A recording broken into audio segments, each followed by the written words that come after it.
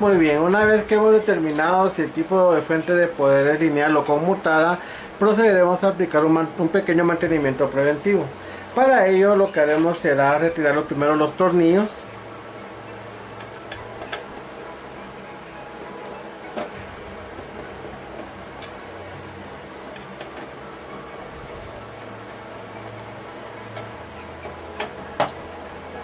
Para poder retirar la tapadera.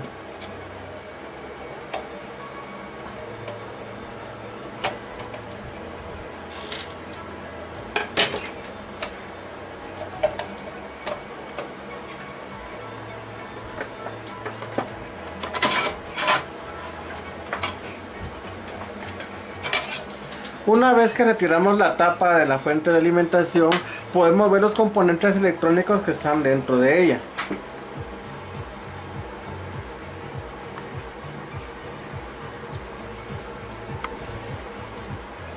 Es importante aquí recalcar lo siguiente. ¿Por qué no se recomienda utilizar la pulsera antiestática en este caso?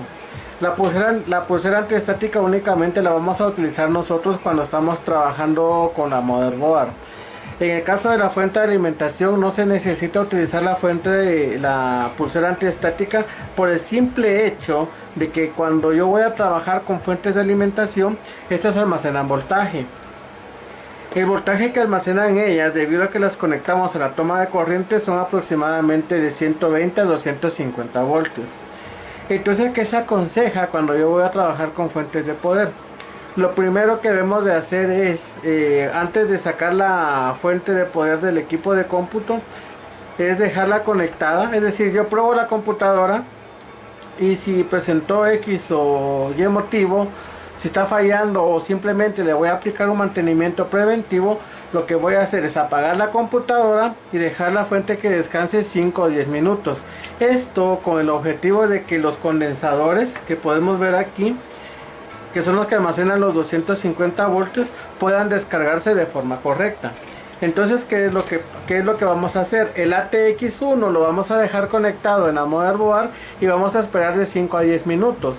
Esto para que los condensadores puedan descargar su voltaje y no sufra yo ninguna descarga eléctrica o que pueda topar algo y se pueda quemar la fuente de poder. No se recomienda utilizar la pulsera antiestática por el simple hecho de que si yo me coloco la pulsera antiestática,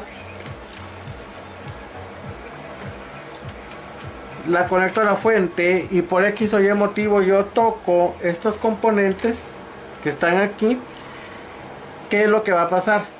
Hay que hacer notar que esta parte de la carcasa es la línea de tierra y estas dos partes que nosotros vemos aquí llevan voltaje positivo. Ahí más o menos habrá unos 250 a 300 voltios.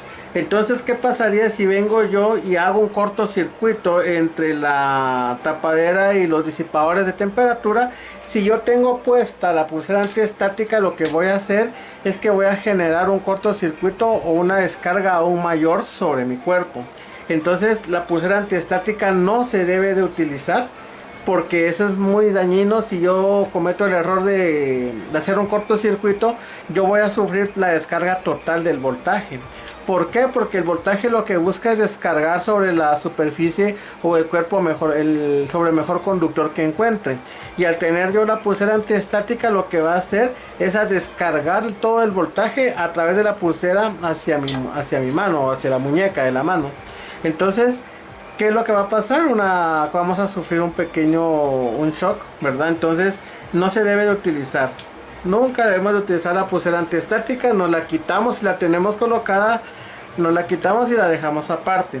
Aquí vamos a trabajar de esa manera sin pulsera antiestática. Asimismo debemos de hacer una revisión para ver el estado de los componentes. Si nosotros podemos ver en esta parte, podemos notar que los condensadores electrolíticos que están aquí, este en particular está estallado.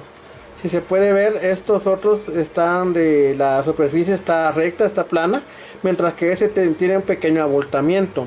¿Qué significa eso? Que esta fuente de alimentación puede empezar a presentar problemas. Puede ser que no entregue el voltaje correcto, que entregue voltaje de más. puede ser que haga que la fuente de alimentación empiece a calentar sobremanera, puede ser que ya cierto tiempo de estar funcionando deje de emitir video o que el sistema operativo no funcione de forma correcta. Entonces nosotros siempre que vamos a hacer un mantenimiento debemos de hacer primero una inspección visual para ver el estado de los condensadores. ¿Se pueden cambiar? Sí, se pueden cambiar los condensadores. Aproximadamente cada uno de ellos vale como de 2, 3 o 4 quetzales.